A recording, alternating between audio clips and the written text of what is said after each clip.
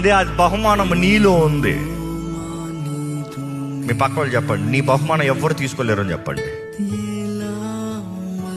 దేవుడు నీలో పెట్టింది ఎవరు తీసుకోలేరు, సాతాను కూడా తీసుకోలేడు, అంటే పీక్ వేయలేడు. అందుకని వాడు నిన్ను వాడుకుంటాడు, నీలో నుండి వాడబడాలని ఆశపడతాడు.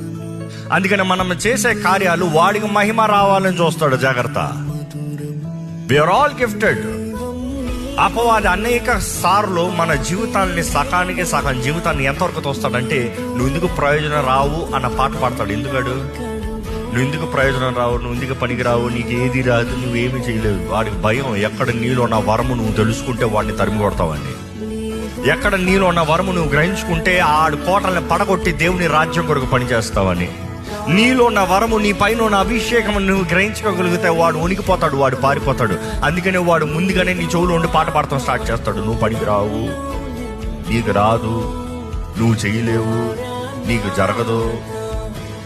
బట్ దేవుడికి ఎప్పుడన్నా మీరు మనస్ఫూర్తిగా దేవుడు మీకు ఇచ్చిన బహుమానాన్ని బట్టి, వరములను బట్టి దేవుడిని స్తుతించారా?